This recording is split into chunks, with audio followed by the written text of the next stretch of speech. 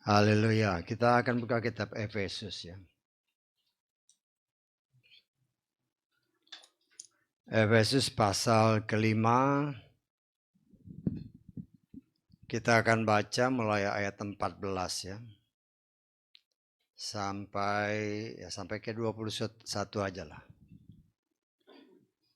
Efesus pasal kelima ayat 14 sampai 21. Kita akan baca semua ayat ini bersama-sama, dan supaya bacaannya sama, kita akan baca sesuai apa yang tertulis di depan ya.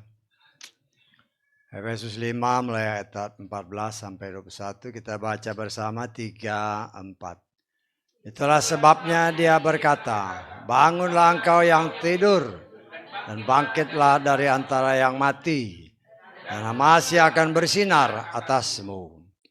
Karena itu perhatikanlah bagaimana seharusnya kamu hidup, bukan seperti orang bodoh, melainkan seperti orang bijak.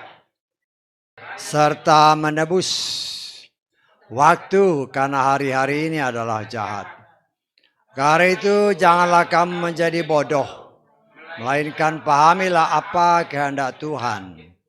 Dan janganlah dimabukkan oleh anggur yang di dalamnya ada ketidaksenonohan. Sebaliknya penuhlah dengan roh. Seraya berbicara kepada dirimu sendiri dalam mazmur dan kidung puji-pujian dan nyanyian rohani sambil bernyanyi dan bermazmur dengan hatimu kepada Tuhan, dengan mengucap syukur senantiasa atas segala sesuatu dalam nama Tuhan kita Yeshua Mashiach kepada Elohim dan Bapa.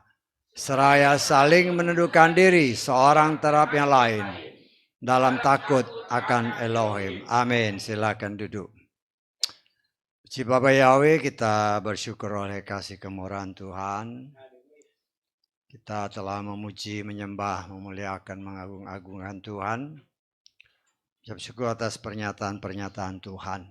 Ya, karena itu semua menggenapkan janjinya sebagaimana tertulis dalam kitab Yoel, bahwa pada akhir zaman ini dia akan mencurahkan karunia-karunia Roh Kudus yang luar biasa ya.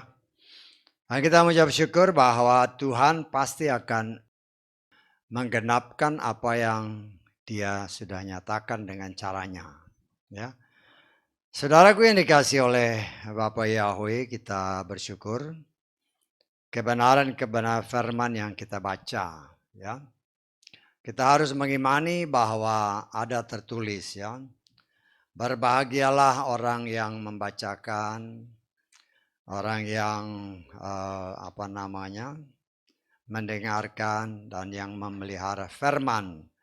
Karena itu tertulis ya, kalau saudara baca dalam kitab Wahyu pasal 1, nanti kita lihat di sana itu adalah semua firman Tuhan. Kita coba menerapkan semua apa yang tertulis. Karena semua yang tertulis kita imani itu berasal dari Tuhan. Dan semua yang berasal dari Tuhan, kebenaran firman akan memberikan kehidupan bagi kita yang percaya. Ya, dikatakan oleh firman Tuhan yang kita baca bersama tadi, sebab itu bangunlah hai engkau yang tidur. Ini berdasarkan terjemahan Lukas ya, saya baca ya. Bangunlah hai engkau yang tidur, bangkitlah dari antara orang mati. Ya, artinya saudara bisa bayangkan orang mati kan? Tapi di situ sama-sama seolah-olah mati. Tetapi kalau kita perhatikan benar-benar ayatnya, walaupun sama-sama rebah, ada yang dalam pandangan Tuhan itu tidur, ada yang dalam pandangan Tuhan dia mati.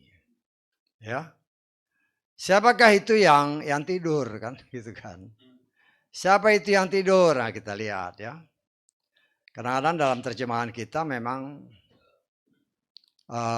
kurang tepat seringkali, tapi nggak apa-apa kita baca aja. 1 Tesalonika pasal 4 ayat ke-14 ya. Apa itu tidur di sana? Tapi kalau di sini dia mati, tapi nanti kita lihat dari terjemahan lain. Sebab jika kita percaya bahwa Yeshua telah mati dan telah bangkit, demikianlah pula Elohim akan membawa bersamanya. Perhatikan ayat ini. Mereka yang telah meninggal melalui Yeshua. Nah, kita terjemahan Inggrisnya ya. Perhatikan ayat ini. Mereka yang telah meninggal melalui Yeshua. Kita lihat terjemahan Inggrisnya. For if we believe that Yeshua died and rose again, even so them also which sleep. Beda dengan terjemahan tadi. Kalau tadi kan meninggal atau mati. Tetapi dalam terjemahan ini baik di King James maupun NIV itu menyebutnya tidur. Ya. Orang yang kelihatan secara pandangan bebas gitu dari ayat-ayat yang tadi kita baca, kan di situ ada dua tipe. Sama-sama geletak, tapi yang satu dalam pandangan Tuhan dia tidur, yang satu dalam pandangan Tuhan dia mati. Ya. Dalam pandangan Tuhan dia mati. Kalau kita lihat di dalam Roma pasal 3 ayat ke-23. Kita baca ya. Roma 3 ayat 23. Sebab semua orang telah berdosa dan kekurangan kemuliaan Elohim. Semua orang telah berdosa. Dalam pandangan Tuhan, orang yang berdosa itu bagaimana? Kita lihat di dalam Efesus pasal kedua ayat 1. Ya, Efesus pasal 2 ayat 1 dikatakan apa di situ? Kamu yang apa? Mati dalam kesalahan dan dosa. Jadi dalam pandangan Bapa Yahweh, berdasarkan Roma tadi dikatakan semua orang sudah berdosa. Orang yang berdosa dalam pandangan Bapa Yahweh itu mati. Mati. Tapi kita mengucap syukur bahwa firman Tuhan menyatakan, seperti yang seringkali didengungkan dari atas mimbar ini, ada orang yang ditetapkan untuk diselamatkan, ada orang yang ditetapkan untuk dibinasakan. Ya, kita lihat di dalam Efesus pasal 1, kita baca ayat keempat. Ya. Efesus pasal 1 ayat 4. Sebagaimana di dalamnya, perhatikan ayat ini. Dia telah memilih kita sebelum permulaan dunia. Untuk apa? Untuk menjadikan kita kudus dan tak bercacat di hadapannya dalam kasih. Ayat kelima. Dengan menentukan kita sebelumnya sebagai anak adopsi baginya melalui Yeshua HaMashiach sesuai dengan perkenan kehendaknya. Dari ayat ini kita bisa menafsirkan ada orang yang sejak bahkan sebelum permulaan dunia, kita tahu, kita percaya bahwa Tuhan kita Tuhan yang Maha Kuasa. Ya, Dia sudah ada sebelum segala sesuatu ada. Dan dia sudah menentukan sebelum segala sesuatu diciptakan. Karena itu seringkali ayat Tuhan mengatakan bahwa sebelum engkau ada, aku sudah tahu. Ya, umpamanya contoh kan kita kadang-kadang mana contohnya kan? Contoh yang gampang-gampang aja. Contoh yang jelas-jelas tertulis kan. Jadi kita harus melihat segala sesuatu ya dengan contoh-contoh supaya kita diingatkan dan supaya kita percaya ya. Kita lihat Yeremia pasal 1 ayat 5. Yeremia pasal 1 ayat kelima dikatakan firman Tuhan, sebelum aku membentuk engkau dalam rahim, aku sudah kenal. Artinya mungkin ibunya pun mungkin belum kawin. Bisa tanggung saya. Jadi sebelum ada apa-apa dalam rahim seorang wanita, Tuhan sudah mengetahui bahwa melalui wanita ini akan dilahirkan seseorang yang memang sudah ditetapkan oleh Tuhan untuk menjadi anaknya, termasuk dalam kita hal ini Yeremia. Ya. Nah, di sini kita merasa yakin bahwa Tuhan yang saudara dan saya sembah adalah Tuhan yang Maha Kuasa, ya. Yang sudah tahu apa yang akan dia lakukan, walaupun apa yang dia lakukan itu secara manusia kita belum lihat. Saya tahu maksudnya, ya, karena dia Maha tahu. Dia sudah ada sebelum semuanya ada. Sebelum dunia ini ada, dia sudah tahu, ya. Karena memang dia adalah sutradaranya. Kalau saudara perhatikan baik-baik ayat keempat dari Efesus tadi, ya. Efesus 1 ayat 4. Perhatikan baik-baik. Kadang-kadang kata-kata firman Tuhan itu kita harus perhatikan kata per kata. Sebagaimana di dalamnya dia telah memilih kita sebelum permulaan dunia. Jadi kalau kita terjemahkan sebelum ada dunia dia sudah pilih. Bisa tangkap maksudnya, ya. Dalam terjemahan saya, terjemahan Lugas, sebelum permulaan dunia di dalam Hamasya, dia sudah pilih kita. Jadi dunia belum ada, dia udah pilih. Loh kok bisa? Loh dia Tuhan. Dia yang Maha Kuasa. Walaupun saya juga melihat banyak orang yang gak percaya. Artinya mengecilkan kemahakuasaan Tuhan. Sehingga nggak percaya, nggak mungkin begitulah, ini firman. Ya. Karena itu ya kita harus bisa mengimani apa yang tertulis. Nah itu yang dikatakan oleh firman Tuhan. Sebelum dunia, apa Tuhan sudah menentukan sebelum segala sesuatu ada. Dia sudah tentu yang ditentukan untuk diselamatkan, yaitu dalam Efesus ini. Tetapi ada juga orang yang sudah ditentukan untuk dibinasakan. Jadi ada dua tipe, ya. Kita lihat di dalamnya seringkali diungkapkan supaya kita mengerti, ya. Karena Tuhan kita itu Tuhan yang Maha Kuasa. Ya. Kita lihat di dalam 2 Petrus pasal 2. Kita baca ayat ke 12. Namun mereka ini bagaikan hewan liar yang tak berakal, yang dilahirkan sebagai tangkapan dan tumpasan, yang di dalamnya mereka tidak menyadari bahwa ketika menghujat mereka akan dihancurkan dalam kebinasaan mereka. Dalam terjemahan Lugas, namun mereka ini bagaikan hewan liar yang tak berakal, yang lahir hanya untuk ditangkap dan dibunuh. Contohnya ayam, contoh gampang kan? Ayam itu lahir untuk apa? Ya untuk kita makan. Lah orang yang ditetapkan untuk dibinasakan ya seperti itu. Loh kalau gitu Tuhan apa namanya? Tuhan galak benar, jahat banget. Loh Tuhan sudah tahu mana yang benih dari dia dan mana yang benih dari setan. Walaupun banyak orang yang sulit percaya ya. Walaupun itu tertulis.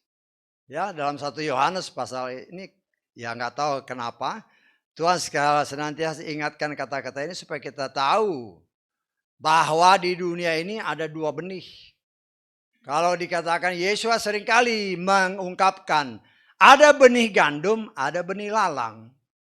Ada benih yang dari Tuhan, ada yang benih dari si jahat. Tetapi kalau itu disingkapkan, nggak mungkin.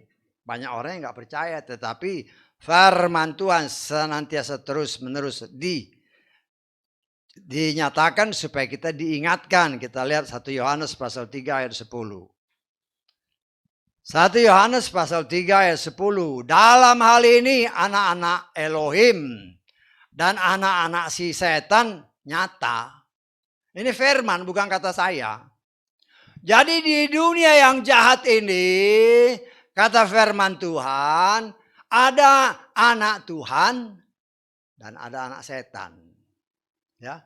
Yang namanya anak setan itu ditetapkan Tuhan memang lahir tapi ya untuk dibinasakan. Seperti yang dikatakan kitab Petrus tadi. Tetapi yang kita tahu sekarang semua ini benih kan sudah campur aduk. Ya, seringkali diingatkan hal ini ya. Dan saya percaya yang bisa memisahkan itu hanya firman. hanya firman. Ya. Jelas dalam kitab suci dinyatakan, keselamatan itu hanya ada pada Yeshua. Dan itu diberitakan ke seluruh pelosok muka bumi. Tapi toh banyak juga yang gak percaya. Menganggap bahwa Tuhannya dia atau Tuhannya mereka itu lebih daripada Tuhan yang ada di dalam yang kita percaya, yang tertulis dalam kitab suci kita. Tapi itulah bagian daripada yang kita harus lihat. Ya. Walaupun diberitakan, diberi pupuk, diberi perawatan yang luar biasa. Yesus akan memberikan penjelasan yang sangat jelas. Di ladang yang sama.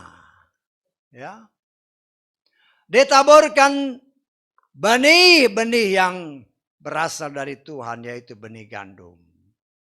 Diberi pupuk yang sama, dirawat yang sama. Masih tumbuh benih lalang. Ya. Tetapi walaupun sama-sama mendapatkan perawatan yang sama, yang namanya benih lalang tidak akan pernah bisa menghasilkan bulir-bulir gandum.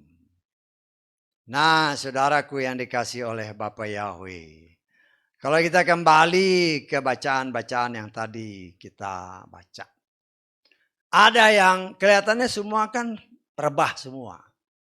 Tetapi dalam pandangan Tuhan, semua yang, kenapa saya kata rebah? Karena semua ini dalam pandangan Tuhan karena dosa dianggap mati.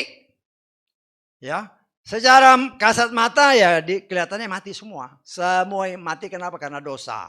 Efesus tadi katakan, Efesus pasal 2 ayat 1. Ya. Mati. Tetapi di dalam kelihatan orang yang mati ini Tuhan tahu. Ada yang tidak, walaupun sama-sama geletak, ada yang tidur. Ada yang tidur, ada yang benar-benar mati. Ya.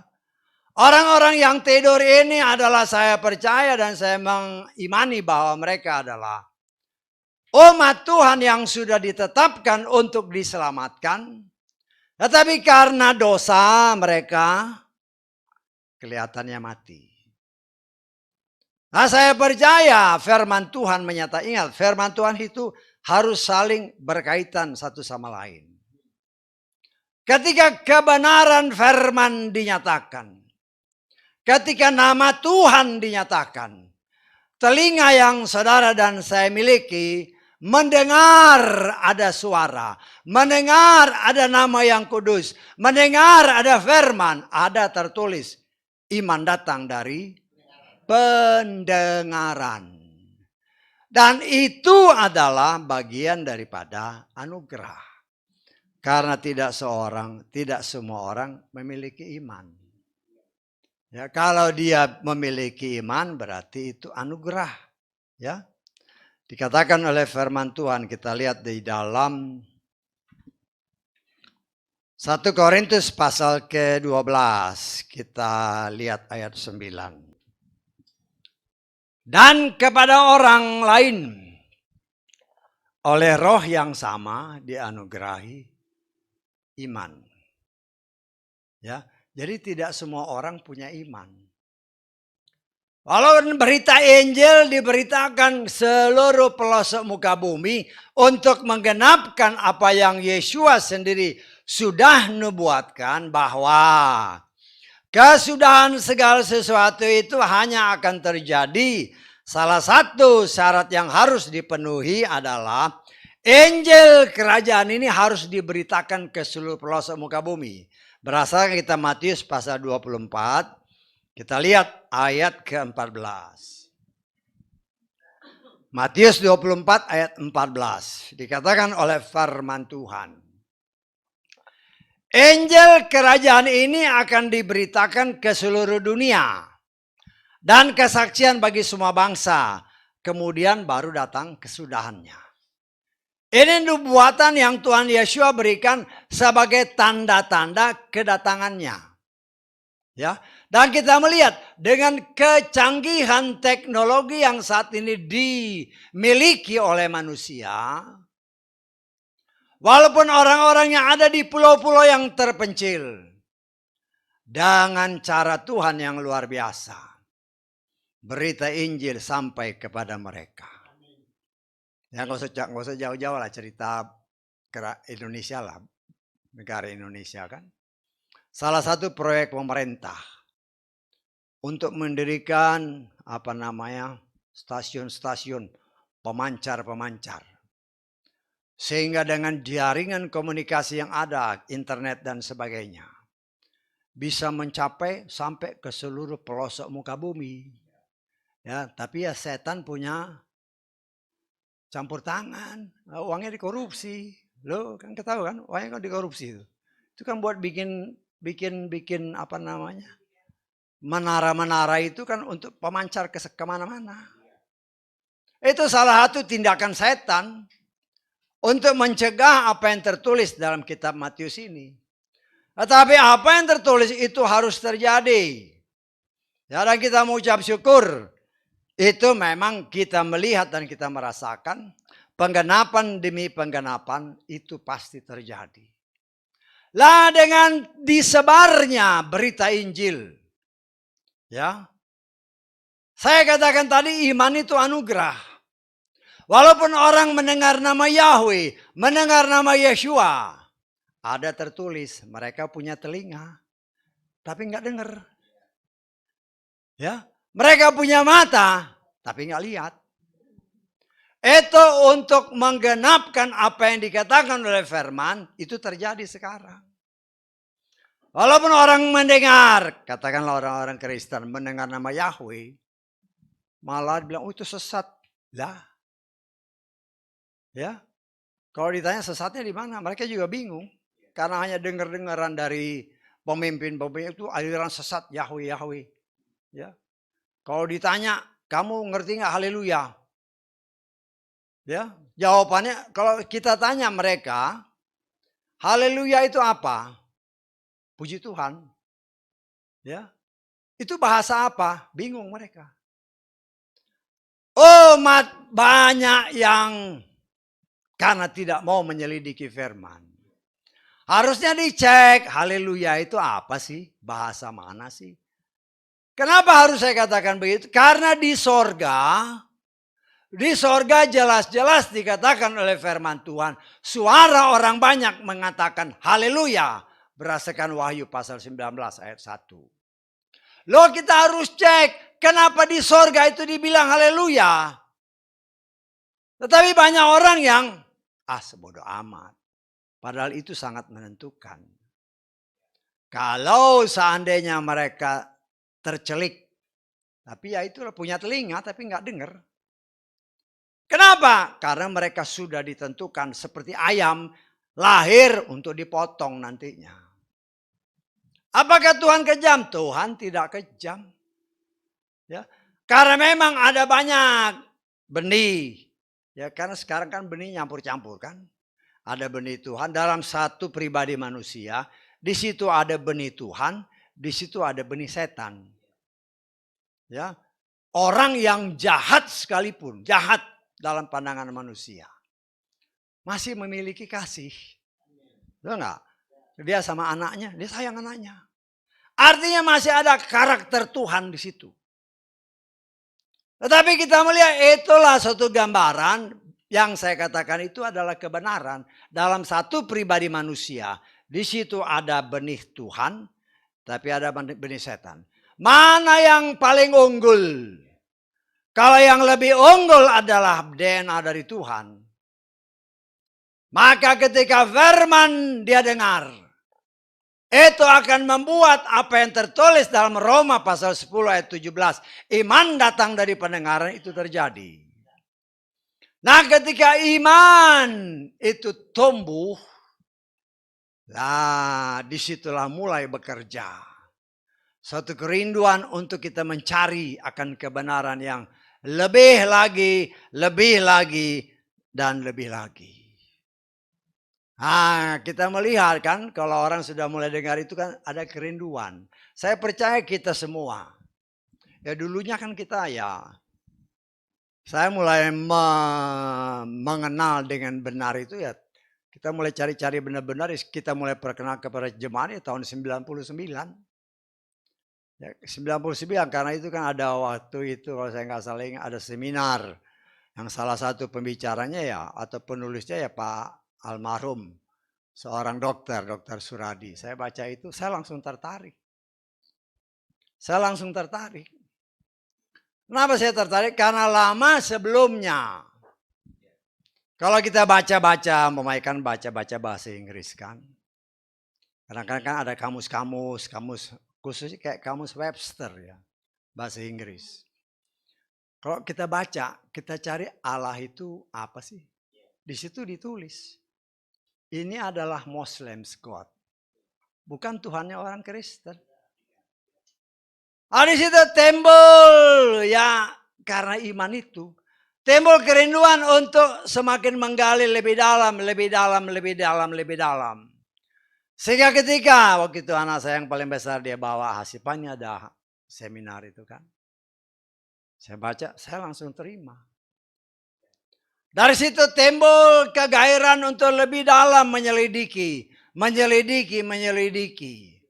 Karena itu dorongan daripada roh yang Tuhan sudah tanam. Karena saya mendengar, kemudian timbul iman. Dan karena iman ada kerinduan untuk menggali lebih dalam.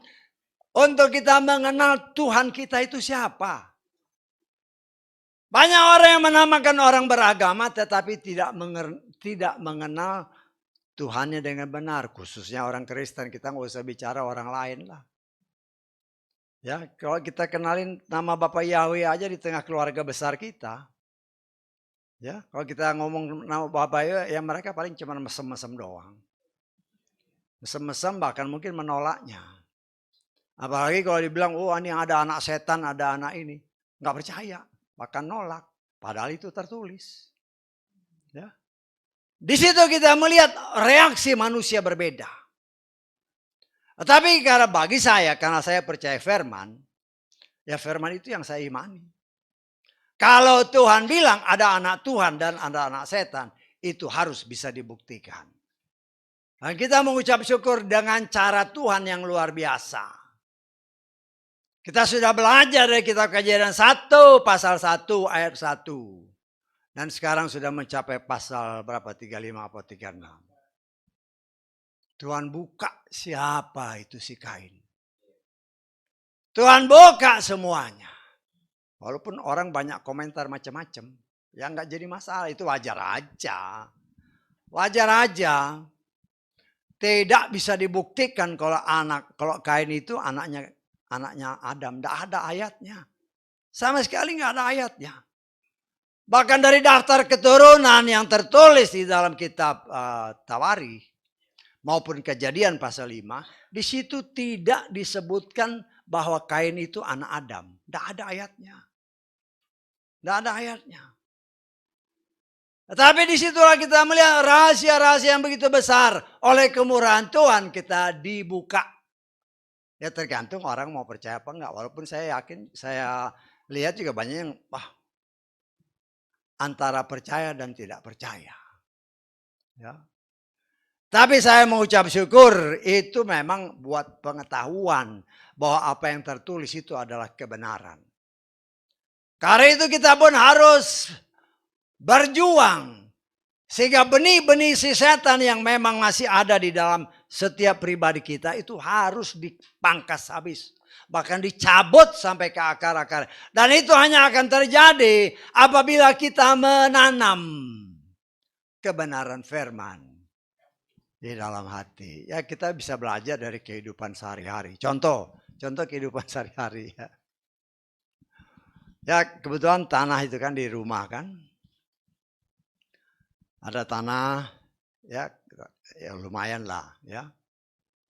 Terus kan di situ sering tumbuh ya karena rumput kan. Tapi pada saat yang bersama juga tumbuh lalang. Lalang tumbuh. Nah terus tukang kebun saya kan kita suruh dia tolong dicabutlah lalang. Ya memang dia korek. Pakai linggis gitu kan, pakai garpu itu korek. Dia cabut sampai ke akar. Lalang itu kalau nggak dicabut sampai ke akar-akarnya dia tumbuh lagi. Ada nasihat dari si tukang kebun sama ada penjual buah. Pak, kalau lalangnya mau dihapus, tanam singkong. Saya lagi tanam singkong gitu. Di tempat tanah yang ada lalang. Secara rohani saya mau kasih tahu, benih lalang dalam hidup kita itu banyak. Karena itu kita tanam singkong, kita tanam firman di dalam hati untuk menghilangkan benih lalang. Setelah saya, ya itu kan kenyataannya di rumah saya itu kenyataannya begitu. Jadi karena lalangnya udah dipotong berat seminggu, namanya lalang, dipotong rumputnya seminggu dia tumbuh lagi. Tapi ya namanya tukang kebun dia ngerti kan, dia gali, dia korek sampai akar-akar dibersihin. Kemudian dia nasihati, kalau mau hilang Pak, tanam singkong. Ya logikanya benar, karena singkong itu kan dia makan banyak makanan dari sekitar itu. Jadi bisa kalah lalangnya. Kita ambil secara rohaninya. Maksud saya, memang kegiatan sehari-hari, tetapi saya sebagai seorang anak Tuhan, sebagai pelayan Tuhan, saya menilainya secara rohani. Untuk menghilangkan benih si jahat, benih lalang, tanamlah sesuatu yang berguna. Yang berguna itu hanya firman. Kita tanam. Ya nanti setahun lagi saudara dapat itu singkong-singkong itu. Saudaraku yang dikasih oleh Bapak Yahweh. Ya. Di dalam pandangan Tuhan sesuai apa yang tertulis tadi.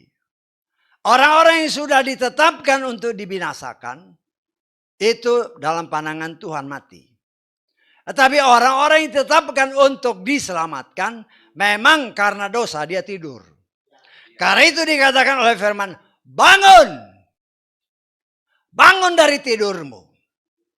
Jangan hanya mati rohani. Bangun. Ya. Orang kalau yang namanya tidur, kita bayangkan kenapa Tuhan bilang kita tidur. Makanya tadi dikatakan di dalam Tesalonika kan. Dalam Tesalonika itu orang yang meninggal dalam Yeshua berdasarkan terjemahan kita. Tetapi dalam terjemahan bahasa Inggris baik King James maupun NIV itu sleeping in Yeshua. Ya. Kenapa sleeping? Karena kalau sangkakala berbunyi, orang yang tidur pasti dengar. Kalau saudara nggak percaya, nanti tidur di rumah, suruh anakmu bunyi trompet, pasti bangun. Setengah maksudnya. Karena itu dengan iman ditulis bukan meninggal, tidur. Itulah pandangan rohani di dalam pandangan Tuhan. Orang yang memang ditetapkan untuk diselamatkan, walaupun dia sudah dalam tanda kutip meninggal menurut pandangan manusia, tetapi dalam pandangan Tuhan dia tertidur walaupun dia ada di bawah tanah. Tetapi ketika sangkakala berbunyi ada tertulis orang yang sudah tidur dulu itu yang akan bangun lebih dulu. Itulah yang kita imani. Dalam pandangan Tuhan itu tidak ada sesuatu yang mustahil. Lah kita yang sekarang ini sedang dibentuk oleh Tuhan. Jangan kita tidur. Saudara dan saya sudah mendengar tentang firman. Terus kita harus koreksi diri. Kita ini sudah sampai di mana? Karena kita percaya waktunya sudah semakin dekat. Ini bulan Juni aja udah mau habis. Bulan Juni udah mau habis. Terus bagaimana? Ya. Kalau toh kita sampai pada waktunya berdasarkan apa yang diperhitungkan berdasarkan apa yang tertulis. Ya. Kalau toh kita sampai pada waktu itu, masalahnya diangkat apa enggak? Ya. Orang yang diangkat itu benar-benar orang yang sudah murni di hadapan Tuhan. Yang sudah bersih. Yang sudah tidak bercacat celah. Yang sudah melakukan firman Tuhan semaksimum mungkin yang dapat dia lakukan. Karena menurut pandangan manusia yang seringkali dicontohkan, dalam pandangan manusia memang kita mungkin sudah oke. Tapi dalam pandangan Tuhan tidak. Nah, seringkali saya ingatkan kan kayak Elia itu. Elia itu kan kalau dalam pandangan Elisa, dalam pandangan Nabi, dia mau diangkat berarti sudah sempurna. Dalam pandangan manusia, dalam pandangan orang percaya. Tetapi dalam pandangan Tuhan, ketika Elia diangkat, jubahnya harus ditanggal. Itulah yang menandakan bahwa apa yang saya katakan atau yang saya tafsirkan. Dalam pandangan manusia, Elia is perfect already. Tapi tidak dalam pandangan Tuhan. Tuhan mau kasih lihat. Tetapi disitulah kita harus berusaha semaksimum kita, semampu kita. Untuk kita bisa melakukan firman, sehingga paling sedikit kita memiliki iman seperti Elia yang siap diangkat setiap saat. Saya tanggap, ya. Tapi itu kan perjuangan masing-masing. Masing-masing kita tidak bisa tergantung kepada suami, tidak bisa tergantung kepada istri, tidak bisa tergantung kepada orang tua, tidak bisa tergantung kepada siapapun, tidak bisa. Karena ada tertulis, kerjakanlah keselamatanmu sendiri. Artinya ya tergantung kita. Tetapi Tuhan memberikan jalan setelah kita bangun. Apa yang harus kita lakukan? Firman Tuhan itu berkata, ya, lihatlah betapa hati-hatinya kamu harus hidup di tengah dunia ini yang dikatakan oleh firman Tuhan, dunia ini. Hari-hari ini adalah hari-hari yang jahat. Ya. Tuhan kasih pengarahan melalui para rasulnya. Hari-hari ini jahat. Jadi hati-hatilah di dalam menjalani kehidupan ini. Namanya orang hati-hati, maka dia akan mengecek benar-benar apakah dia sudah jalan di dalam jalan Tuhan yang benar atau tidak. Jangan hanya ikut-ikutan. Walaupun katakanlah saya sebagai seorang pengkhotbah, sebagai gembala. Dicek, ini yang dikatakan gembala benar enggak? Kalau itu tertulis, lakukan. Tetapi kalau itu hanya karangan semata, hati-hati. Ya, saya katakan terus terang. Saya juga kan ngecek lagi nih yang saya khotbahkan tadi benar nggak? Ya, karena semua yang saya khotbahkan ini kan saya nggak punya catatan. Nanti saya cek lagi di rumah, yang dikhotbahkan itu benar apa tidak? Supaya jangan sampai saya menyesatkan siapapun termasuk saya. Karena ada tertulis Yakobus pasal 3 ayat 1. Jangan semua orang mau jadi guru. Ya kalau jadi guru salah sedikit, engkau akan menanggung akibatnya 2 kali lipat. Nah, karena itu kita belajar, itu bukan hanya saya. Saudara pun sebagai orang-orang yang mau dipakai Tuhan untuk menyatakan kebenaran. Hati-hati di dalam menyatakan kebenaran. Nyatakan, jangan kau tambah, jangan kau kurang. Ya, jangan ditambah, jangan. Mau masalah itu diterima atau tidak oleh orang lain, itu bukan urusan kita. Tetapi tugas kita, katakan apa yang tertulis. Yang sesuai firman. Jangan ditambah, jangan dikurang. Karena banyak yang sekarang terjadi, supaya mengenakkan telinga, ya miring-miring sedikit gak apa-apa, gak bisa. Saya tidak pernah mau mengajarkan hal itu. Kenapa? Karena saya mau selamat. Kalau saya berani mengutarakan seperti itu, berarti saya tidak membawa saudara kepada jalan yang lurus. Dan itu yang harus sangat saya hati-hati. Kenapa? Karena firman Tuhan menyatakan bahwa jalan Tuhan itu adalah jalan yang lurus. Ya, kita lihat dalam kitab Hosea pasal ke-14. Ayat ke-9. Siapakah yang bijaksana dan memahami semuanya ini? Yang memahami dan mengetahuinya, perhatikan. Sebab jalan-jalan Yahweh adalah lurus dan orang benar akan berjalan di dalamnya. Karena itu kalau setiap doa berkat, ya, jangan melenceng ke kanan ke kiri. Suka perhatikan nggak doa berkat itu? dalam Ulangan 28, jangan melenceng ke kanan ke kiri. Kenapa? Karena jalan Tuhan itu lurus. Jangan kita mau menyenangkan hati orang, kemudian kita selewengin sedikit, bahaya. Kalau sampai hal itu terjadi, saya katakan kepada saudara, engkau menempatkan dirimu dalam kondisi yang sangat berbahaya. Bukan, ingat ya, keselamatan itu bukan urusan kita.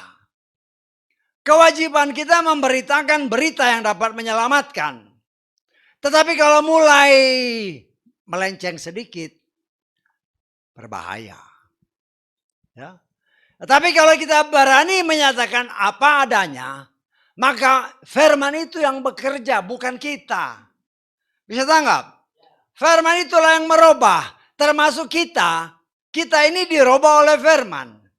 Bukan karena kita mampu, tidak. Tetapi roh Bapa Yahweh yang ditempatkan dalam hati saudara dan saya. Ada tertulis. Dia yang mengajar kita, kata Yohanes pasal 14 ayat 26. Roh Kudus itu yang mengajar kita. Dan Roh Kudus yang akan membimbing kita, memampukan kita untuk melakukan apa yang difirmankan. Kita lihat dalam Yohanes pasal 14 ayat ke 26. Supaya segala sesuatu itu harus saling berkaitan ya. Tidak bisa yang satu bertentangan dengan yang lain, tidak bisa. Kalau itu bertentangan berarti kita harus koreksi. Itu benar atau kita yang salah menerjemahkannya. Namun penghibur yakni Roh Kudus yang akan Bapa utus dalam namaku. Dia akan mengajar kamu segala sesuatu dan akan mengingatkan kamu segala sesuatu yang telah kukatakan kepadamu. Jadi firman Tuhan yang diberitakan, yang kita baca, yang kita dengar, itu Roh Kudus lah yang ngajar. Ini artinya begini. Saya tanggap. Ketika kita mengerti, Roh Kudus memampukan kita bukan saja mengerti, tetapi bagaimana mempraktekannya. Ketika kita mempraktekannya, maka firman itu yang akan memproses kita, membersihkan semua bibit-bibit lalang tadi itu. Bibit-bibit si setan. Ya, ketika saya nanam singkong itu, otomatis, ya saya juga lagi lihat-lihat kan, itu kan secara prakteknya seperti itu. Nah, saya juga lihat. Secara rohani apa sih yang dapat saya petik? Karena orang-orang itu ngomong, mereka kan pengalaman. Kalau mau ngilangin lalangnya Pak, tanam singkong. Dalam kalau kita pikir pakai logika benar juga, karena singkong itu nyerap sumber-sumber makanan dari tanah, sehingga lalang itu bisa kalah. Nah, begitu juga dengan saudara dan saya. Ya. Untuk menghancurkan benih-benih lalang ini, benih-benih si setan, seraplah firman dengan sungguh-sungguh dan benar. Karena itu dikatakan dalam ayat-ayat yang kita baca, hati-hati di dalam kita menjalani kehidupan. Kenapa hati-hati? Karena Yeshua sudah mengingatkan, oh nabi-nabi palsu, hamasia palsu, guru-guru palsu, gembala-gembala palsu dimunculkan. Dimunculkan artinya ada sesuatu kekuatan yang membuat apa yang dikatakan tadi muncul. Loh kok buat apa dimunculkan? Itu untuk menguji saudara dan saya, ya. Umat yang menamakan diri umat Tuhan, ya, kita setia kepada firman yang murni atau firman yang ditambah kurang, ya. Kan banyak orang kesaksian, aduh, kalau dengar-dengar, aduh enak firmannya menyejukkan hati. Kenapa menyejukkan hati? Karena dosanya nggak ditempelak. Bisa tanggap? Sejuk rasanya, ya. Banyak di gereja-gereja yang maling-maling juga banyak di gereja. Di dalam gereja ibadah, ya. Mungkin kalau sumbangan paling banyak, tapi dari hasil korupsi. Tetapi karena itu tidak pernah ditegur. Waduh, nyaman firmannya. Apalagi kalau diangkat-angkat kan. Kan banyak juga yang pelayan-pelayan Tuhan ngangkat-ngangkat. Oh ini pakarnya, hebat dia. Lah, di tempat ibadah kau ngangkat-ngangkat orang. Nah itu harus sangat berhati-hati. Ya.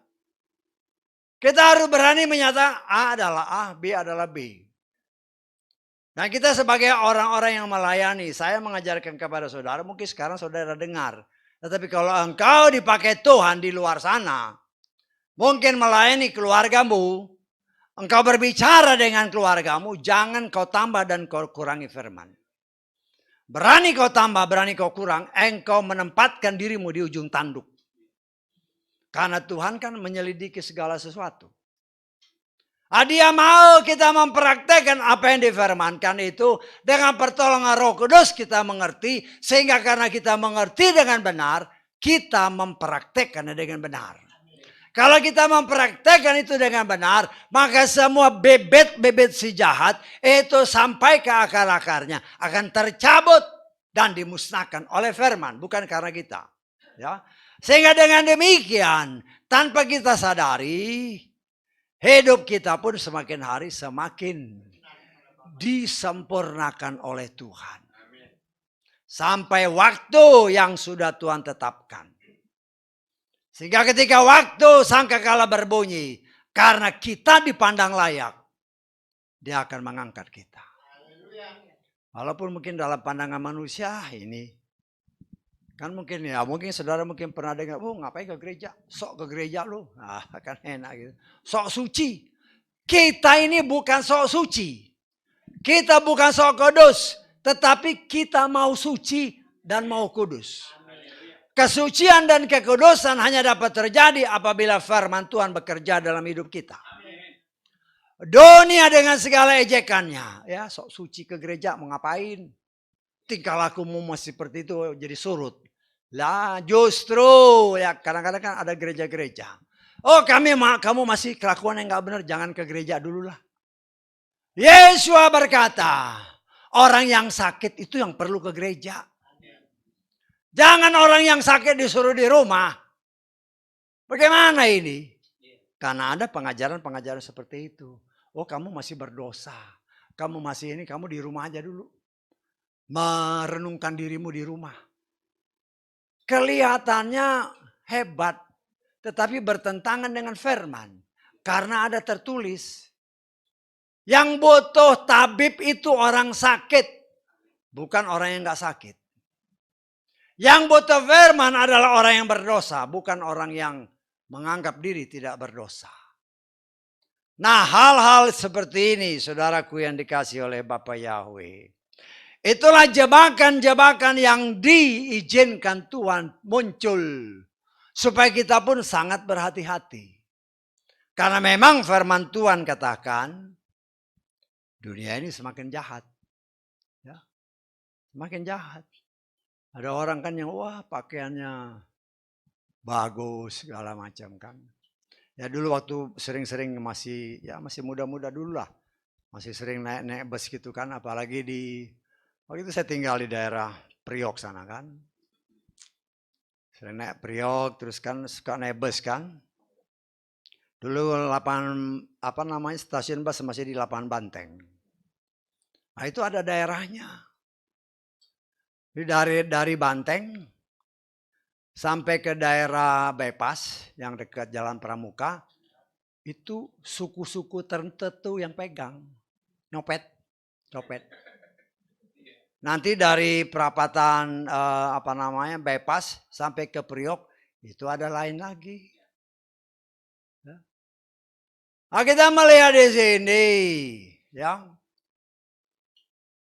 Orangnya kita nggak menyangka kalau dia itu maling. Pakaiannya rapi, ya. Pakaiannya rapi karena kayak jas gini kan, tapi bawa koran. Nah, dengan koran ini dia bisa congkel.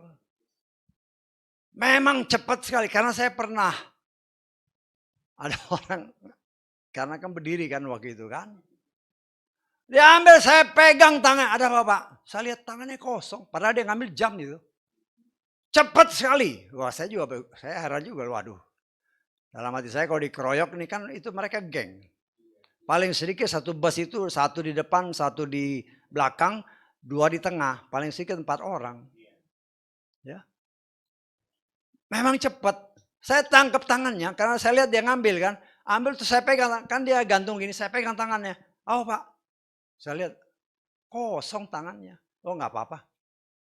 Ya itu kemurahan Tuhan. Waktu itu kan belum kenal Bapak Yahweh juga. Ya mungkin ya karena kita kan juga masih muda kan, ya masih oke-oke lah ya. Tetapi kita melihat maling itu bukan main luar biasa. Dan sekarang itu pun makin berkembang apalagi dengan adanya komunikasi yang luar biasa. Dengan tidak berhadapan langsung sekalipun dengan alat-alat yang kecil itu bisa jadi maling. Artinya memang dunia ini semakin jahat karena itu haruslah kita berhati-hati. Karena itu firman Tuhan menyatakan, pahamilah, janganlah menjadi orang yang bodoh. Sebaliknya, pahamilah apa kehendak Tuhan. Apa sih kehendak Tuhan? Ya. Ingat ya, Bapa Yahweh itu pencipta segala sesuatu termasuk manusia yang diciptakan serupa dan segambar dengan Dia. Tetapi karena pekerjaan setan, semua manusia berdosa. Kalau berdosa pasti binasa. Tetapi kemurahan Tuhan, walaupun dunia kelihatannya semua mati, ada yang tidur, ada yang mati benaran dalam pandangan Tuhan karena dosa. Belas kasihan Tuhan timbul bagi orang-orang yang tidur ini. Karena mereka ini adalah orang yang sudah Dia tetapkan untuk diselamatkan. Sebelum permulaan dunia kata firman Tuhan. Tuhan punya berbagai macam cara. Tuhan mau sesungguhnya semua orang selamat. Itu kehendak Tuhan. Tuhan berkehendak supaya semua orang selamat. Dia tidak menghendaki satu pun binasa. Kita lihat ya dalam 1 Timotius. Pasal kedua ayat keempat. Yang menginginkan semua orang diselamatkan. Dan masuk ke dalam pengetahuan penuh akan kebenaran. Dalam terjemahan Lukas ayat keempat ini. Dia menginginkan semua orang diselamatkan. Dan mencapai pengetahuan penuh akan kebenaran. Kalau kita memiliki pengetahuan yang penuh akan Dia, akan kebenaran, maka kita mengerti apa yang Tuhan mau. Ingat, Tuhan itu setia kepada firman-Nya. Orang yang Dia selamatkan hanya orang yang mau jalan dalam jalan yang Dia tunjuk. Bukan dengan jalan sendiri. Ya. Kalau kita mau berjalan dalam jalan Tuhan yang memang Tuhan tetapkan, maka karena seperti yang saya katakan tadi, semua benih-benih si jahat, karena kita jalan dalam firman-Nya, semua benih yang jahat itu akan dimusnahkan oleh firman yang tertanam dalam hati kita. Sehingga walaupun kita tidak sadar, firman itu bekerja akan menguduskan saudara dan saya. Menggenapkan apa yang ditulis dalam 1 Tesalonika pasal keempat. Kita lihat ayat ke-3. 1 Tesalonika 4 ayat 3. Sebab inilah kehendak Elohim, apa? Pengudusanmu. Pengudusan hanya bisa terjadi apabila kita membiarkan firman itu bekerja dalam hati kita. Saya tanggap. Firman itu mungkin enak atau tidak enak dalam bagi daging kita. Tetapi kalau kita terima dia dengan lemah lembut. Sebagaimana tertulis di sini. Sebagaimana tertulis dalam Yakobus 1 ayat 21. Firman itulah yang akan membersihkan kita sehingga jiwa kita selamat. Kata Yakobus 1 ayat 21. Tetapi seringkali terjadi daging ini berontak. Daging ini tidak bisa tahan dengan kebenaran firman yang bagaikan palu godam dan yang bagaikan api. Ada tertulis dalam kitab Yeremia. Firmanku bagaikan api yang menghanguskan dan bagaikan palu godam. Firman itu seperti lebih tajam daripada pedang bermata dua manapun. Dia menusuk, dia bukan menyinggung. Dia menusuk amat dalam. Dia sanggup memisahkan roh, jiwa dan tubuh kita untuk dibersihkan seutuhnya. Ya, kita lihat di dalam kitab apa itu? Ibrani ya. Kita belajar, kita diingatkan terus supaya kita benar-benar belajar untuk melakukan apa yang Tuhan kehendaki. Ibrani pasal 4 ayat 12. Firman Elohimlah yang hidup dan berkuasa, lebih tajam daripada pedang bermata dua manapun, juga sanggup membelah hingga terpisahnya jiwa dan roh, serta sendi-sendi, sum, bahkan sanggup membedakan pikiran dan niat hati. Jiwa, roh, sum dan sendi itu tubuh.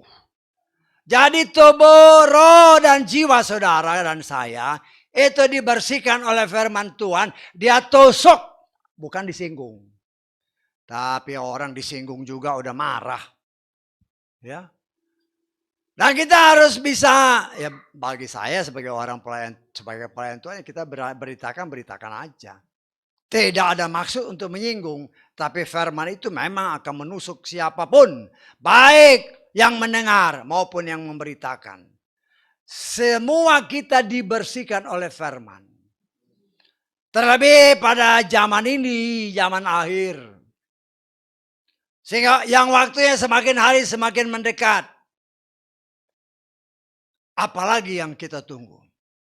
Waktu Tuhan itu sudah fix walaupun kita tidak tahu kapan.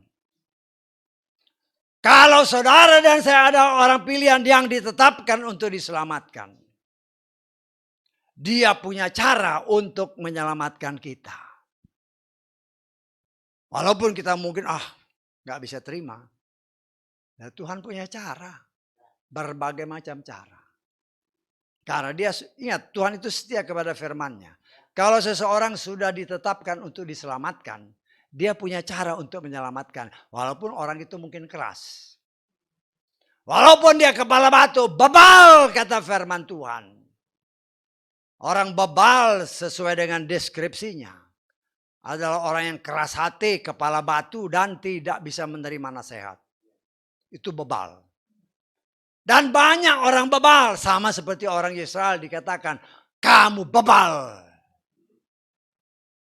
Orang percaya kepada yang menamakan dia orang percaya Yeshua pun banyak yang bebal. Maunya terima yang enak-enak. Ya, nggak bisa menerima kebenaran firman yang sejati, maunya yang ditambah dikurangi. Itu menggenapkan apa yang tertulis, akan datang waktunya. Orang hanya mau dengar yang enak-enak di telinga ya. Seperti saya katakan tadi. Oh sejuk di hati. Tapi engkau hidup bergelimang dosa. Nah itu yang harus hati-hati. Hati-hati juga bagi pelayan-pelayan termasuk saudara dan saya. Kita sebagai orang yang melayani Tuhan. Kalau Tuhan gerakan untuk memberitakan firman. Ya kadang-kadang nanti kalau saya sampaikan nanti orang yang tersinggung. Lah firman Tuhan kata bukan tersinggung, ditusuk. Kalau kita ditusuk, namanya orang ditusuk. Kalau saudara nggak percaya di rumah, engkau punya pisau, kau tusuk dagingmu, sakit nggak? Sakit. Ya, pasti sakit. Lo kalau ditusuk sakit dan berdarah, jangan lari. Jangan lari, karena banyak yang terjadi seperti itu. Karena merasa tertusuk, lari. Dipikir jadi lebih baik, lebih parah. Karena itu firman Tuhan berkata. Ya, kita melihat firman Tuhan. Kita lihat dalam Hosea pasal ke-6. Ayat ke-1. Marilah dan biarlah kita berbalik kepada Bapa Yahweh. Perhatikan apa? Dia telah mencabik. Dia akan menyembuhkan. Dia menghantam, tetapi dia akan membebat. Tuhan tahu apabila kita ditusuk oleh firman, kita berdarah-darah. Tapi jangan lari.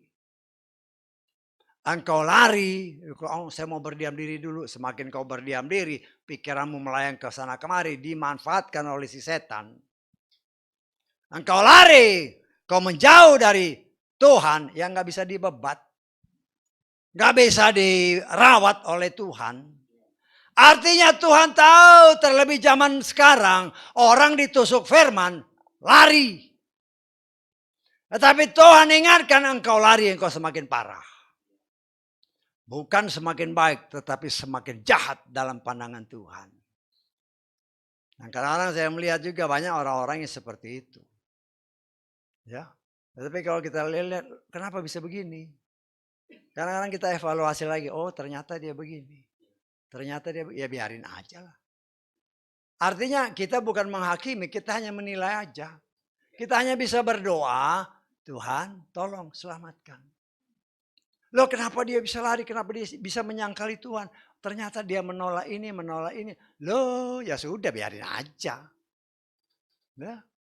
Banyak apa yang diajarkan ditolak, ya gak masalah. Padahal itu kebenaran. Bagi saya seorang pelayan Tuhan itu bagian daripada resiko yang memang harus kita pikul.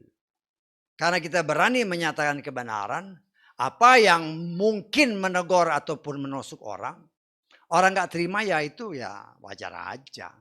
Tetapi sebagai pelayan Tuhan, apabila kita dipercaya untuk menyampaikan kebenaran, nyatakan A adalah A. Jangan tambah A aksen. Apalagi B, jangan. Engkau mungkin bisa menyenangkan hati orang, tapi mengecewakan hati bapakmu. Sedangkan bapak kita itu yang menyelamatkan kita, bukan manusia. Karena itu jangan menyenangkan manusia, tapi menyenangkan Bapa Yahweh. Nah, seringkali saya merasakan penghiburan. Karena firman Tuhan jelas menyatakan, semua nabi-nabi yang tertulis termasuk Yeshua. Ketika mereka menyatakan kebenaran, semua ditolak, bahkan dibunuh. Ya, bahkan dibunuh. Kenapa? Karena mereka tidak menyukai kebenaran. Berasal dari mana? Itu dari setan yang mau membunuh orang-orang yang mau menyatakan kebenaran. Karena setan maunya semua binasa. Tetapi Tuhan sebagaimana yang tadi kita baca, dia mau menyelamatkan semua orang. Dia mau menguduskan. Ingat Tuhan itu setia sama firman-Nya. Kita hanya bisa selamat kalau kita mau dikuduskan. Kita bisa kudus kalau kita mau menerima dan melakukan firman. Firman itu yang bekerja menyelamatkan dan menyempurnakan kita. Dengan caranya kita tidak mengerti bagaimana. Karena firman itu roh. Dan dosa juga roh. Ya. Dosa itu juga roh. Kadang-kadang banyak juga orang yang mempermasalahkan kan. Nah, saya dengarkan kan sudah dengar orang khotbah kan. Wah, berdasarkan bahasa Inggris. Bahasa Inggris kan. Ya wajar-wajar aja. Namanya kan orang kan bisa berkomentar macam-macam. Firman itu jatuhnya di heart. Ingat, sekarang jatuhnya di heart. Heart itu jantung, bukan hati. Lah. Kalau dipikir secara pikiran manusia ya benar juga. Heart itu memang jantung. Jadi terjemahan kita salah. Ini harusnya di jantung bukan di hati. Tetapi kita harus ingat seperti yang sering kali dinyatakan. Semua itu adalah kiasan. Kiasan. Kalau engkau seorang ahli jantung, engkau bedah jantung. Kalau seandainya firman jatuh di jantung ya, engkau bedah jantung, nggak ada firman di situ. Saya tanggap, nggak ada firman di situ. Engkau bedah hati, nggak ada firman di situ. Karena itu hanya kiasan. Dan saya percaya, roh harus bertemu dengan roh. Firman itu roh. Dan saya percaya firman itu walaupun ditulis di sini di jantung atau di hati, maka yang menerima itu roh kita. Karena engkau operasi semua tubuhmu, tidak ada firman di situ. Karena firman itu roh. Firman itu nggak nyangkut di hati. Firman itu nggak nyangkut di jantung, tetapi dia nyangkut di roh kita. Karena ada tertulis, selama kita hidup, roh Tuhan ada di dalam kita. Roh itulah yang diinginkan Tuhan dengan cemburu, ada tertulis. Karena itu dia menginginkan kita kembali. Karena itu roh yang sudah dirusak oleh si jahat, diperbaharui oleh roh yang berasal dari Tuhan, yaitu firman. Ada tertulis, firman itu adalah roh. Kita lihat di dalam Yohanes 6:63. Rohlah yang memberi kehidupan. Daging sama sekali tidak berguna. Perhatikan ayat ini. Firman yang aku katakan kepadamu adalah roh. Dan dialah kehidupan. Jadi saya mau jelaskan kepada saudara dan mengingatkan. Walaupun seringkali ditulis di dalam kitab suci kita. Firman itu jatuh dalam hati. Jangan kita bayangkan firman yang dikatakan itu nempel di hati. Tidak, itu kiasan. Setengah maksud saya. Itu kiasan. Karena banyak orang kiasan dianggap sebagai sesuatu yang benar. Sehingga ketika banyak macam kiasan kan. Contoh, Yesua berbicara. Akulah pokok anggur yang benar. Loh, apa Yesua itu anggur? Itu kiasan. Nah, kita harus mengerti firman Tuhan dengan benar. Firman itu adalah roh berdasarkan ayat-ayat ini. Dan roh itu yang membersihkan roh kita yang dicemari ketika Hawa dan Adam jatuh dalam dosa. Jadi kalau kita bersihkan, kalau kita bisa ambil hati ini atau jantung kita ambil, kita cek, enggak ada firman di situ, enggak ada. Karena firman itu roh. Nah, apa yang tertulis itu kiasan, karena itu seringkali saya katakan. Banyak firman Tuhan dari kitab Kejadian sampai kitab Wahyu itu kiasan. Kita harus bisa membedakan, ada kiasan yang benar, ada yang memang kenyataan. Nah, kita harus sangat berhati-hati dalam menggali firman supaya kita benar-benar memiliki kata firman Tuhan tadi pengetahuan yang penuh dan benar akan Tuhan. Dan itu hanya dapat terjadi apabila kita mengerti firman Tuhan dengan penuh dan benar. Ya. Karena banyak orang kan ya yang beberapa kali diingatkan. Dari buku-buku yang terbit-terbit itu. Oh, kalau mau hidup, ini makan buah ini. Lah, emangnya makan buah itu bisa hidup? Kehidupan itu hanya dari Tuhan. Jangan kau tertipu dengan begitu banyak tulisan-tulisan orang. Kelihatannya berhikmat. Tetapi itu hanya untuk menjauhkan kita dari Tuhan. Ya, untuk kita lupa bahwa kehidupan itu hanya dari Tuhan, bukan dari ciptaan. Setengah maksud saya, bukan dari ciptaan tetapi dari penciptanya. Yang memberi hidup itu hanya Tuhan, bukan ciptaannya, bukan pohon, bukan buah-buahan. Itu semua tidak akan memberikan kita kehidupan. Kita bisa makan, tapi bisa mati. Ngerti maksud saya? Kita kalau orang bilang, oh makan pohon ini. Ya itulah yang saya mengucap syukur. Oleh kemurahan Tuhan dibuka di sini. Ada pohon kehidupan. Ada pohon pengetahuan yang baik dan jahat. Orang menafsirkan pohon kehidupan bentuknya kayak gini. Lah bagaimana? Kok gampang ketipu? Ya. Kita harus berhikmat. Yang memberi hidup itu hanya Tuhan. Dan Tuhan buka dari banyak ayat khususnya dari Torah. Hanya Tuhan yang memberi, bukan pohon, bukan buah. Tapi yang memberi kehidupan adalah Tuhan. Karena itu kalau kita mau pikir jernih sedikit. Ada pohon kehidupan. Yang satu lagi pohon kematian. Yang memberi hidup itu hanya Tuhan. Yang memberi kematian itu hanya setan. Jadi jangan sampai terombang-ambing dengan pengajaran-pengajaran di luar sana. Ya, memang dunia ini berdasarkan firman Tuhan, dunia ini jahat. Dan yang paling jahat adalah orang yang menamakan diri pelayan Tuhan, yang katanya mau membawa orang kepada jalan kebenaran, tetapi jalan itu sudah tidak lurus lagi. Sama seperti ya, sering pernah saya kasih contoh kan, kalau saudara jalan di tol, kelihatannya lurus. Begitu lihat dari atas ternyata udah belok-belok. Tapi karena nggak terasa kan jalan jalan belok begini aja karena radiusnya besar. Nggak kelihatan kalau ininya sudah belok, setirnya. Itulah gambaran daripada orang yang dipakai oleh si setan untuk menyesatkan anak-anak Tuhan. Kalau kita tidak hati-hati, kita pun akan bisa tersesat. Firman Tuhan katakan jangan mabuk oleh anggur. Anggur yang dapat, ya anggur itu kan melambangkan suatu kenikmatan daging.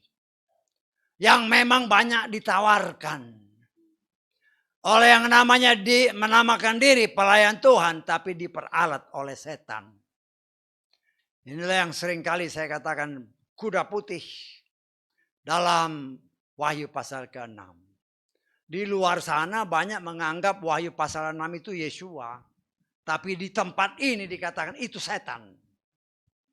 Setan mengendarai kuda putih. Kuda putih ini alat untuk membawa ajaran-ajaran yang kelihatannya putih. Tapi dikendalikan oleh setan. Dan itulah yang banyak terjadi saat ini.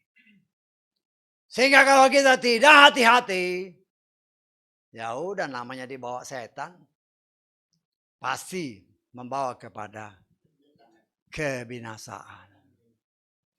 Nah, saudaraku yang dikasihi oleh Bapa Yahweh, firman Tuhan ya membawa kita untuk semakin hari. Dikatakan oleh firman Tuhan berdasarkan terjemahan Lukas, hendaklah kamu penuh dengan roh. Ingat ya, berbicara roh bukan saja berbicara Roh Kudus, tetapi juga berbicara firman. Karena firman itu adalah roh. Jadi ketika saudara dan saya membaca firman, itu transferring roh. Saya tanggap, itu transferring roh. Ya, karena yang kita baca ini, karena ini adalah firman Tuhan, firman itu memberikan kepada kita kehidupan sesuai dengan kitab Yohanes tadi. Memberikan kita damai sejahtera. Kenapa? Karena itu Tuhan yang berbicara. Nah, Tuhan mau kita, ayo penuhilah, hendaklah kamu penuh dengan roh, artinya bacalah firman. Baca firman. Ya. Karena di dalam firman ini dari kitab Kejadian sampai Wahyu, begitu banyak nasihat, begitu banyak makanan-makanan rohani yang luar biasa yang dapat membuat iman kita bertumbuh menuju kepada kesempurnaan. Dan kalau kita mengenal dia dengan penuh karena baca firman, tidak ada satupun pengajaran dari si setan dengan memakai alat-alat yang menamakan mungkin namanya nabi, mungkin namanya gembala, mungkin namanya rasul. Tidak akan pernah bisa menipu kita. Karena apa? Karena firman Tuhan sudah memenuhi hati dan hidup kita. Tidak akan pernah kita bisa terkecahkan oleh berbagai macam trik-trik sejahat. Nah, dikatakan dalam ayat-ayat terakhir yang kita baca tadi, ya. Dalam segala sesuatu, ucaplah syukur senantiasa dalam nama Tuhan Yeshua HaMashiach. Bernyanyi, bermazmur dengan segenap hatimu kepada Tuhan. Ya. Nah, kita harus belajar. Ya. Saya percaya ketika kita melatih diri untuk dalam segala kondisi memuji Tuhan, menyembah Tuhan. Ya, saya tidak tahu, saya sering mengalami. Ya, kadang-kadang saya tidur, saya berdoa. Saya nggak tahu pada saya, loh kok saya berdoa tadi. Kenapa? Karena saya berusaha membangun ibadah dalam seluruh hidupku. Sehingga ketika saya tidur pun saya bisa berdoa. Saya tidur pun saya bisa bernyanyi. Itu bukan karena aku, tetapi roh yang ada di dalamku yang membuat aku melakukan apa yang Tuhan kehendaki. Kalau hidup kita penuh menyanyi jangan nyanyi dunia. Ya, kau nyanyi dunia kau banyak nangis. Nangisnya nangis sedih yang membawa kepada kebinasaan. Tetapi kalau kita nyanyi memuja-muji Tuhan, kita mungkin bisa nangis, tetapi hati kita penuh dengan sukacita surgawi. Latihlah itu. Ya, latih dengan nyanyi, memuji, menyembah Tuhan, berdoa, baca firman. Sehingga hidup kita dipenuhi oleh hadirat Tuhan. Kalau kita dipenuhi oleh hadirat Tuhan, Kita tidak lihat, tapi setan lihat. Bisa tangkap maksud saya? Ayub itu dipagari oleh Tuhan. Ayub nggak tahu kalau dia dipagari. Tetapi firman Tuhan berkata, setan berbicara kepada Bapa Yahweh, kau pagari Ayub dengan kuasamu. Artinya, ketika saudara dan saya hidup di dalam Tuhan, maka Tuhan memagari kita. Kenapa? Karena kita anaknya. Ketika kita dipagari, setan lihat. Dan setan tidak akan pernah bisa mengganggu kita. Dan tidak pernah berani mengganggu. Karena perlindungan Tuhan sangat sempurna. Itulah yang kita rindukan. Ya, kecuali kalau Tuhan mencelikkan mata kita. Contoh, Elisa. Elisa ketika tentara musuh mengepung dia untuk menangkap dan membunuh Elisa. Karena Elisa senantiasa memberikan petunjuk kepada Raja Israel bahwa musuh mau datang dari sini. Dikasih tahu, musuh mau datang dari sini, dijaga. Jadi setiap trik-trik si jahat diberitahu oleh Elisa kepada Raja karena Elisa mendapat hikmat dari Tuhan. Karena itu musuh mau membunuh Elisa. Tempatnya dipenuhi oleh ribuan bahkan mungkin ratusan ribu tentara musuh. Ya, Elisa lihat karena matanya dicelikkan Tuhan. Tetapi Gehasi bujangnya nggak lihat. Sehingga ketika musuh-musuh mengelilingi, yang dilihat oleh si Gehasi itu hanya tentara musuh. Tetapi Elisa, dia bukan saja melihat tentara musuh, di depan atau di sekeliling tentara musuh, ada tentara sorgawi yang menjaga. Sehingga dia tidak takut. Nah, dia berdoa kan, Bapak Yahweh buka mata si Gehasi. Ketika dibuka, baru Gehasi kaget. Yang mengelilingi mereka lebih besar dari tentara-tentara musuh. Nah, saya percaya itu pun bisa terjadi dalam hidup kita. Kita tidak tahu siapa, bagaimana kita dipagari. Kita tidak lihat. Seperti sekarang ini kan, saya percaya malaikat surgawi kita nggak lihat. Tapi setan lihat. Setan lihat. Tapi setan juga masih kadang-kadang ya dilihat orang yang lemah-lemah dikit kan. Kasih melek-melek matanya cakcuk, akhirnya ketiduran. Loh itu terjadi. Tetapi kita nggak usah heran. Ya. Kita nggak usah heran karena setan menguasai firman. Ada tertulis iman datang dari pendengaran akan firman. Kalau tidur ya imannya nggak ada. Lah itu yang dicari setan.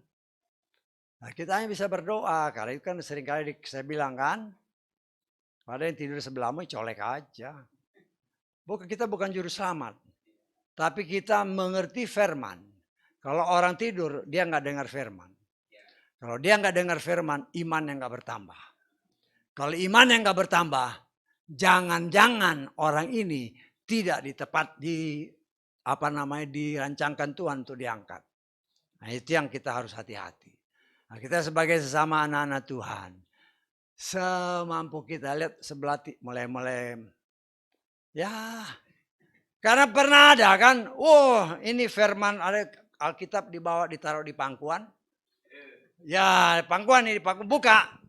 Wah, kelihatannya baca. Lama-lama mulai bergoyang badannya. Tidur dia. Lo bahaya seperti ini. Ya, saya ngomong sih belak-belakan. Kenapa? Supaya saudara saya ngerti. Keselamatan itu urusan pribadi. Karena itu mari kita maju bersama-sama, berjuang bersama-sama untuk keselamatan diri kita. Ya, untuk keselamatan diri kita. Kita nggak bisa menyelamatkan orang lain. Dan saya percaya ketika kita hidup di dalam Tuhan, sadar ataupun tidak sadar, kita menjadi berkat bagi banyak orang. Haleluya, amin. Mari kita bangkit berdiri.